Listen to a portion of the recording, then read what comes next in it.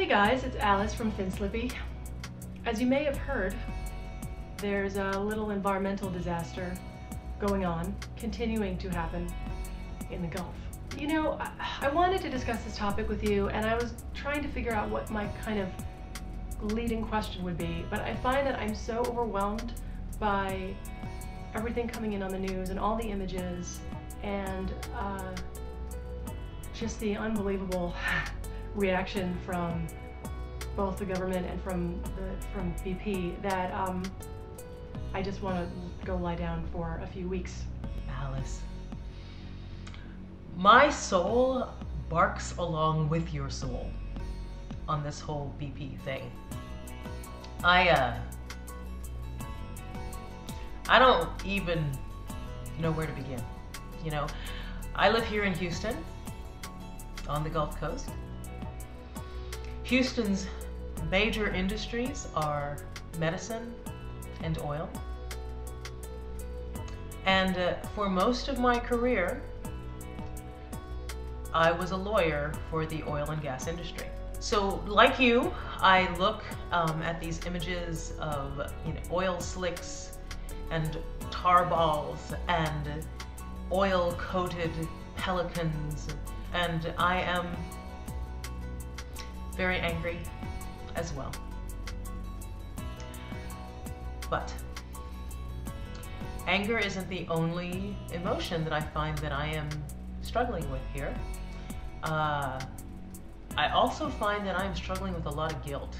This is a doozy of a topic, and Karen, I just have to say right off the bat that you are so sweet. Your tone and everything is so heartfelt, and I can just see it etched into your eyes, and just very sweet. You know, I don't want to go all like pundit on this because I do that every single day, but I look at it as though there are three things wrong with this that contributed to this. Three things that contributed to this problem. The first of which is you have a company that did not follow regulations, to put it bluntly, that repeatedly is documented as to having not followed regulations. You have an administration that did not enforce regulations, because we've known about the instability of this rig as early as February 13th, according to documentation.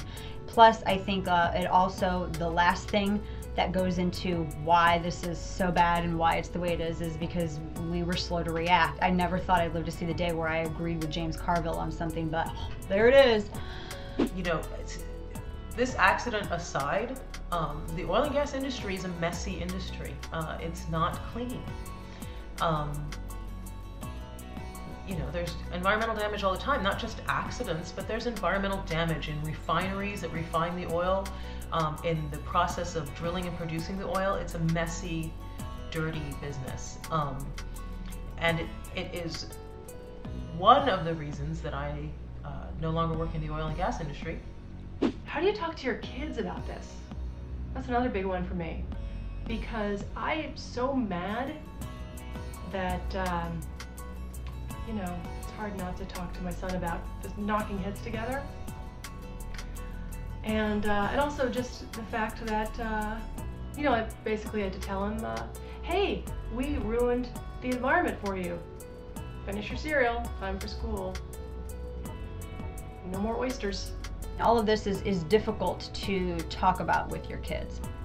But one of the things that we do in my house too is that we make sure, because of what we believe, that our kids understand that they are to be good stewards of their environment. And I don't think that there's anything wrong, and it's not something that is neither, it's liberal or conservative, to say that you have a responsibility to be a good steward to your environment.